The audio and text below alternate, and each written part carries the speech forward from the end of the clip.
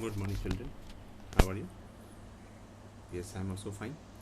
So I hope you are reading very nicely for your class test 2, and for that only I have made this video in which we are going to discuss lines and angles.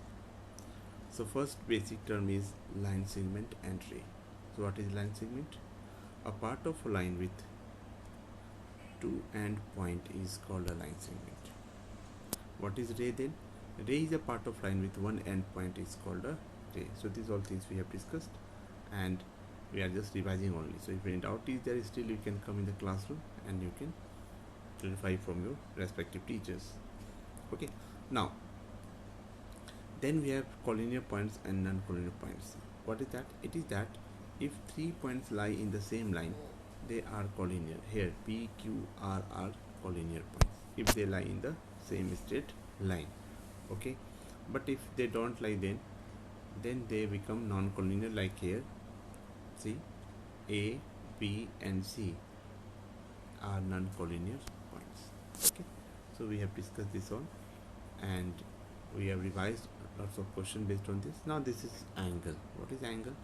So angle is formed with help of two rays, and the common endpoint is called vertex. This is arm number 1, this is arm number 2. So this is called the formation of an angle, and it is denoted by angle ABC with this symbol here. See, with this symbol here, angle ABC. Now then we have types of angle. Acute angles, the angles which are less than 90 degree, they are called acute angles. Then we have right angle. What is right angle? So one angle is 90 degree, it is called a right angle. Then we have obtuse angle and straight angle. What are those angles? So obtuse angle means the angle which is more than 90 but less than 180 degree. Then we have straight angle, the angle which is equal to 180 degree.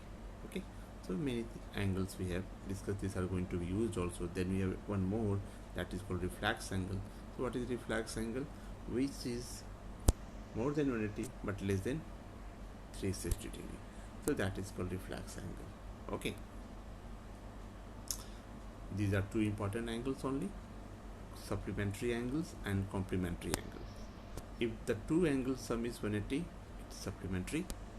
If the two angles sum is 90, it's complementary angles, and many questions comes based on this. Okay,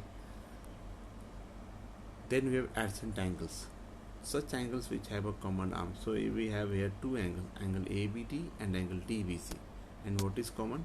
This arm is common between them. So these two angles are adjacent angles. Okay, very good. Now we have vertically opposite angles. When the two lines intersect at a point O, there forms a vertically opposite angle. So these angles are vertically opposite angles. These two lines are intersecting here. Okay, so these are vertically opposite angles. Then we have linear pair of angle, very important angle. So the angles are said to be linear if they are adjacent to each other. After the intersection of two lines, the sum of angles of a linear pair is always equal to 180 degrees. This is a very important point to remember, that the sum is equal to 180 degree. Okay, after that, these are the examples of linear pair. You may see these are the examples of linear pair. Very important angle, that's why I have discussed, I have given this much examples. Then we have parallel lines and transversal. Okay, so this line is called transversal. Why? Because it is intersecting two lines at unique point. Okay, if around this transversal, if you take angles, so we have different type of angles. We have alternate interior angles. Here, suppose these two lines are parallel. Okay, suppose that these two lines are parallel, then we have, see, this line and this line is parallel, and this one is a transversal. Then these angles are called alternate interior angles. and these angle are called corresponding angles and they are equal also. And then finally we have these angles whose sum is 180 degree and they are called co-interior angles. So we have discussed, I just explained also. Okay, now on that I have made a video that I would like to share with you. These all are the explanation that I just explained you. Okay, so here is that video that I made for you to explain. Okay, what is that? See here. So it is that we have to find in this, we have to find the value of x in this. One time see the figure nicely.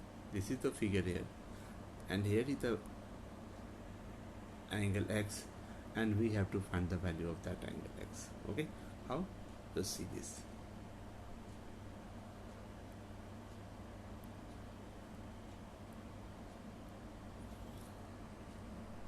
So first of all we have to find x, that I write here.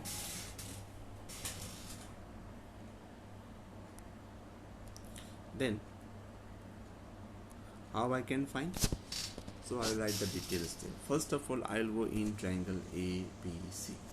Okay, and I know that the sum of all the angles of a triangle is 180 degree.